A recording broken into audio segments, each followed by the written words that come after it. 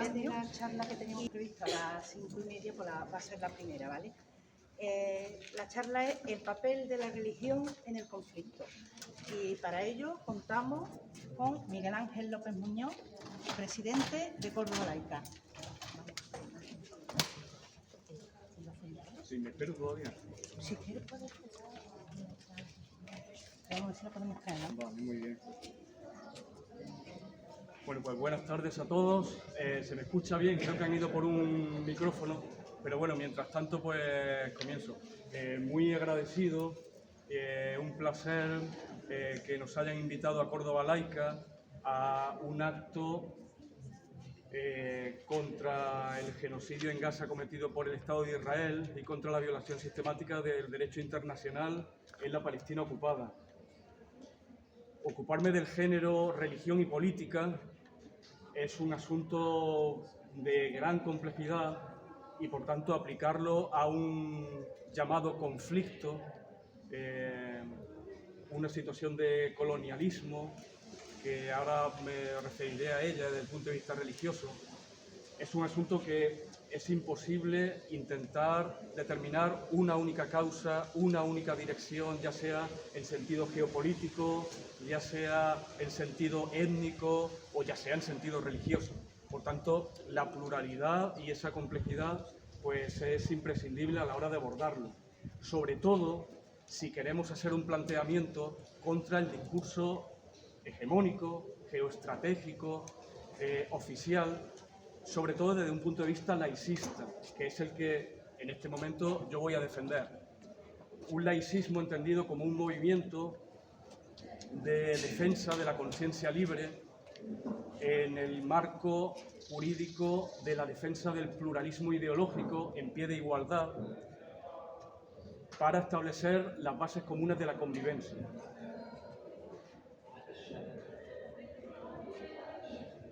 Para ser lo más disciplinado posible, voy a señalar la tesis que voy a defender, la voy a distinguir con 10 puntos y finalmente señalaré algunos elementos que desde Córdoba Laica y personalmente considero que deben desarrollarse para hacer frente a la situación en la que nos encontramos en este momento.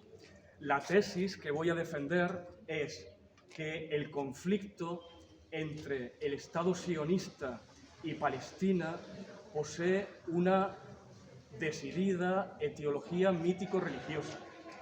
Si esa causalidad no se tiene en cuenta, no es posible ni entender el alcance de los actuales acontecimientos ni las vías de una solución efectiva. El actual genocidio de Gaza no es resultado, obviamente, de una guerra de religiones, pero sin el componente religioso no se pueden articular soluciones que alimentan el conflicto en el marco del comunitarismo religioso y nacionalista. La prueba es que este conflicto es uno de los más antiguos y agudos de su tipo en el mundo contemporáneo y su complejidad se refleja en el grado de violencia y duración que lo caracteriza. Esa como tesis. Y a partir de ahora voy a enumerar 10 puntos.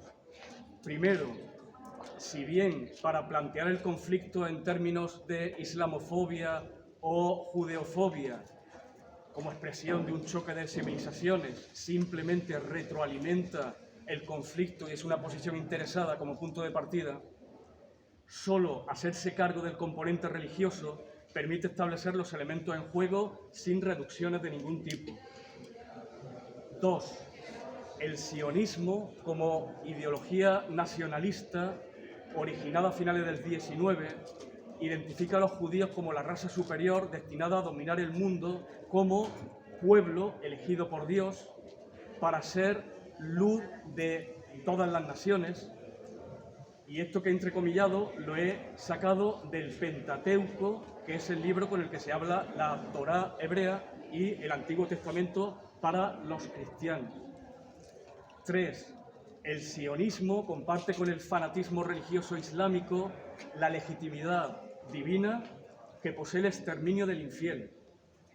Según se recoge en el Corán, en la Sura 2, en la Aleya 187, asesinad a vuestros enemigos donde se encuentren. Según se recoge en el Antiguo Testamento, es decir, en la Torá, en el libro de Samuel 15 y 16, se relatan brutales exterminios de mujeres, de niños, de bebés, de ancianos, así como en el Deuteronomio 7, 11, 2, el Dios de Israel es el Dios de los escuadrones de Israel, según se dice en el libro de Salmos 17:45, a Dios se lo describe también como el varón de la guerra, aparece en el Éxodo 15:3, en Isaías 42:13. 4. Las cuestiones del tipo ¿quién es el Dios verdadero? Yahvé, Alá, Dios, un solo Dios revelado para tres culturas, no tiene solución. Igual ocurre con la cuestión acerca de quién habitó primero la llamada Tierra Santa, si los israelitas o los filisteos, palabra esta última que tiene una etimología que nos lleva a palestinese, a Palestina. Las cuestiones teológicas son, por definición, autorreferentes e irresolubles. 5. La mayor parte de judíos de Israel no son semitas, son askenazis del centro de Europa, son sefardís de la península ibérica, son mizrahi del norte de África, de Oriente. Por tanto, el sionismo nada tiene que ver con el semitismo y, en consecuencia, el antisionismo nada tiene que ver con el antisemitismo. El sionismo fue fundado por el liberal austrohúngaro Theodor Herzl en 1896 como respuesta a la cuestión judía planteada en Europa. En tanto movimiento político, consiguió en noviembre de 1917 el compromiso británico de fundar el Estado de Israel en Palestina por el Tratado de Balfour. Por cierto, esto ocurrió exactamente hoy, 14 de mayo, hace 76 años. 6. Cuando Gran Bretaña promovió la creación del Estado de Israel tras la Segunda Guerra Mundial, no solo aprovechaba la Shoah, el Holocausto, había muertos sobre la mesa de negociación, pero no solamente lo aprovechaba, sino que Gran Bretaña respondía a la condición de rey de Israel que ostentaba Jorge VI y a su consiguiente responsabilidad con todos los judíos del mundo. Por cierto, este título lo tiene la monarquía británica desde Jacobo VI, es decir, entre finales del 16 y principios del 17. Y una pequeña notita, el rey de España actual, Felipe VI, desde también esa misma época, desde Fernando el Católico, es rey de la ciudad de Jerusalén. Por eso tenemos unos tratados firmados en 1994 con la Santa Sede sobre los santos lugares. 7. La creación del Estado de Israel como concreción política del Estado del pueblo judío se establece imponiendo imaginarios míticos religiosos de la tierra prometida de hace 3.200 años a territorios habitados por otros pueblos. Su creación fue resultado de creencia religiosa y de colonialismo, no de vínculo de población alguna con un territorio. Además, el término pueblo judío es un mito religioso basado en la pretensión de una conciencia colectiva unida por lazos de sangre a lo largo de los siglos. 8. La organización política y militar y religiosa Hamás fue creada y financiada por el Estado de Israel como modo de acabar con la hegemonía de Al-Fatah en Gaza y la Organización para la Liberación de Palestina, la OLP, organización laica y vinculada con la Internacional Socialista. 9. En 1994, Yasser Arafat, líder de la OLP, junto a Isaac Rabin, en aquel momento primer ministro de Israel, y Simón Peres, ministro de Exteriores israelí, recibieron el Premio Nobel de la Paz como modo de reconocimiento internacional a la forma laica de abordar el conflicto y, por tanto, posibilitar la convivencia. Pues bien, en 1995, Rabin fue asesinado por el sionista Yigal Amir a causa de su contribución a los acuerdos de paz de Oslo.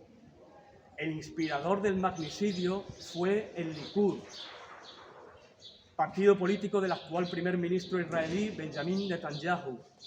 En aquel momento, el líder del Likud y futuro primer ministro Netanyahu acusó al gobierno de Rabin de estar alejado de la tradición judía y de los valores judíos que antes, cuando me he referido al Pentateuco y a la Torá, he descrito. Por su parte, Arafat, líder de la autoridad palestina desde 1994 hasta su muerte en 2004, sufrió la invectiva de diversas fuerzas islamistas que rechazaban su vía pacífica y su búsqueda de reconocimiento internacional de la causa palestina. La principal de estas fuerzas islamistas ha sido Hamas, que expulsó a Al-Fatah de Gaza en 2007, es decir, un año después de que hubiese unas elecciones y Hamas ganase esas elecciones. Por cierto, nunca más ha vuelto a haber elecciones en Gaza. Y 10. El atentado de Hamas del 7 de octubre de 2023 se realizó fundamentalmente contra los kibbutz, dominados por núcleos de la izquierda laica israelí.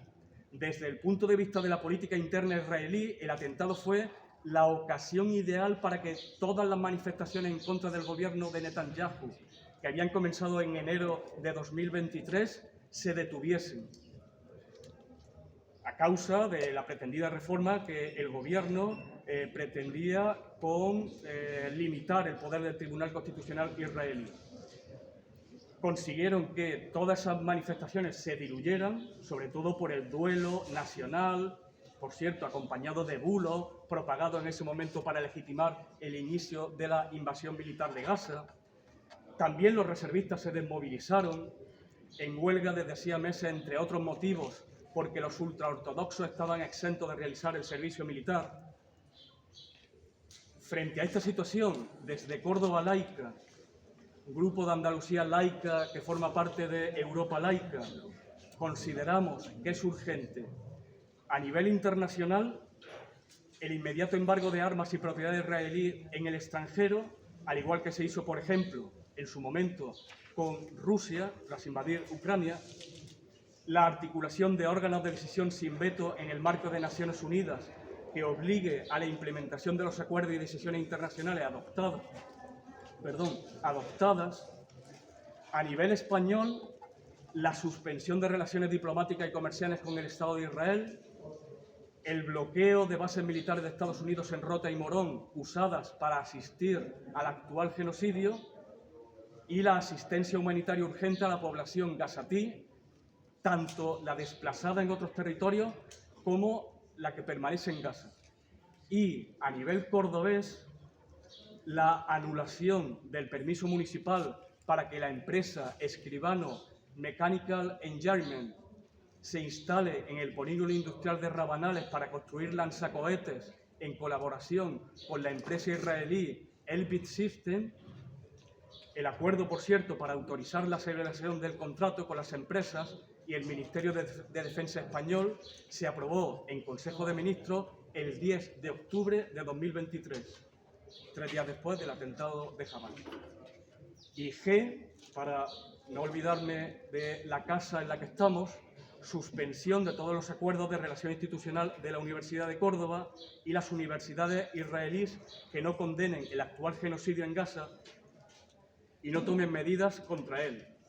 Por consiguiente, y ya con esto finalizo, el factor religioso en los ámbitos jurídico, social y político solo agrava cuestiones identitarias, colectivas, que sin dificultad, como ya apuntó Amin Maalouf en su obra Identidades asesinas, de 1998, se deslizan hacia la violencia, el fanatismo, el genocidio. Hoy, como siempre, seguimos defendiendo que el siglo XXI será laico o no será. Y para ello, en el conflicto palestino, o en el llamado conflicto palestino, debe comenzarse por separar el territorio en disputa de las percepciones religiosas fanáticas y teocráticas de ambos actores y solo de ese modo podemos establecer la base de seguridad y de confianza mutua en una Palestina libre de toda forma de imperialismo y de clericalismo. Muchas gracias.